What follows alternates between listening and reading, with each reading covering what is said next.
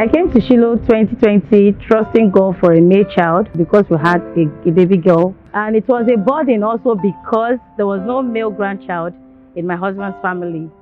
So we all wanted a male child.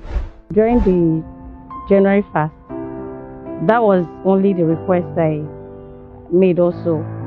So I wrote it down. As Papa always says, it's good you write them down. I don't really know when the pregnancy happened, when I took in. Eventually, when I got to know I was pregnant, I started having a series of attacks. I didn't know the sex of the baby. I was scared to check. But one day, a friend of mine called me and said he was praying, and then God revealed to him that he should pray for me, that I should pray for my son. That was what he told me, that the prophecy said I should pray for my son. And I was wondering, where is the son?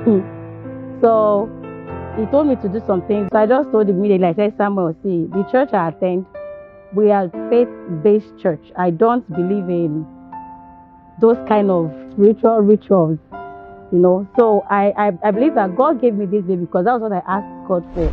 So I went to the clinic as usual for my antenatal. But on that date, I actually went for a scan to know the sex of my baby. And I was told I was having a baby boy. But the expected date of delivery was not certain. It was not clear. So one of the days I was leaving the clinic and I had a serious accident. I had a deep cut on my head and they had to stitch my head. So they gave me drugs because at that point, the cut is so deep that they stitched my head, but I was supposed to take antibiotics for the healing of that injury. But I just told God, and they were skeptical because the antibiotics they were going to give me was going to affect the baby, but also it was for my own safety. So it was more like 50-50. Take it, something might go wrong, it might affect your baby, it might not affect the baby. So they told me I should take my chances. I told God I was not going to take the antibiotics. I left it and I didn't take it. And miraculously, my head got healed.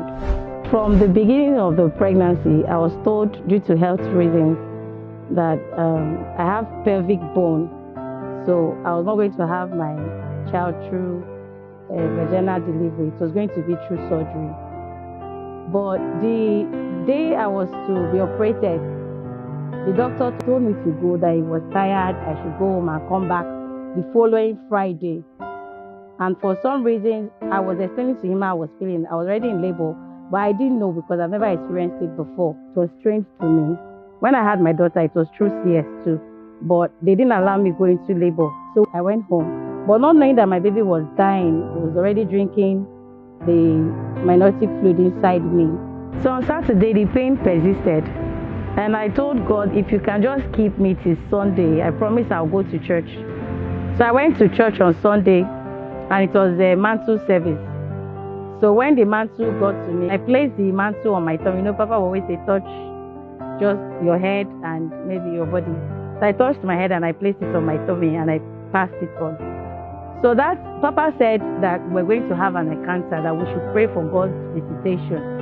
So I prayed before I went to bed that day. I told God, please visit me.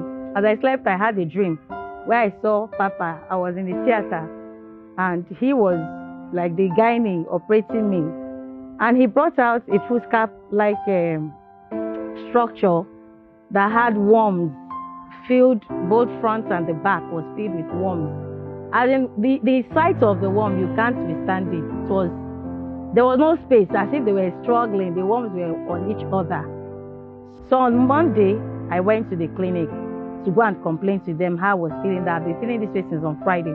So on getting there, I met the female among them, just came to me. And as soon as she placed her hand on my navel, she just said, emergency CS, emergency CS. And then she said, the fetal heart rate is dropping, the fetal heart rate is dropping.